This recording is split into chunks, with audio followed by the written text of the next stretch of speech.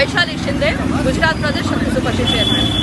આજે સમગ્ર ગુજરાતની અંદર અને ખાસ કરીને રાજકોટ ખાતે નશામુક્ત અભિયાનની શરૂઆત કરવામાં આવી છે। યુથ કોંગ્રેસની જે ટીમ છે શક્તિ સુપરશી એના દ્વારા આજે જે મહિલાઓ બહાર આવશે પરીક્ષા દઈને એનો અમે અભિપ્રાય લેશું અને એના વિચારો જાણીશું કે નશા માટે વધુ શું કરી શકાય અને એને કઈ રીતે રોકી શકાય। અને આજે સ્ટીક તમે જોઈ રહ્યા છો, જે સ્ટીકી નોટ છે એમાં એમનો અભિપ્રાય લેશું અને એ સ્ટીકી નોટ આજે બોર્ડ છે એમાં ચિપકાવશું અને સરકારને અપીલ કરશું કે વધુ ને વધુ જે ડ્રગ્સ છે એ વધારે પકડવામાં આવે અને યુવાનોને નશા મુક્ત કરવામાં આવે।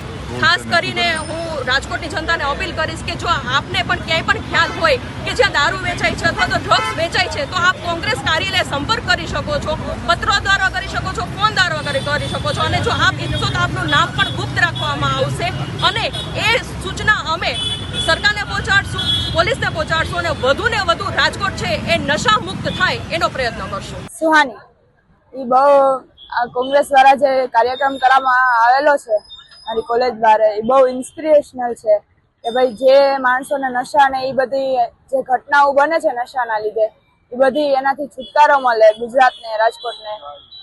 આ બહુ સારો કાર્યક્રમ છે કોંગ્રેસ દ્વારા। મારી સરકારને એ જ અપીલ છે કે બને તેટલું નશા મુક્તિ ગુજરાત બનાવો, તેથી જે ઘટનાઓ થાય છે એ ઘટનાઓ ના થાય અને એ ઘટનાઓથી જેને ઈજા થાય છે એ ઈજા ખાતી બંધ થાય। તેમને એ જ સંદેશો છે કે બને ત્યાં સુધી નશાનો ઉપયોગ ના કરવો, જેથી બીજા લોકો જે હેરાન થાય, જેથી તમારું પરિવાર જે હેરાન થાય છે તે ના થાય।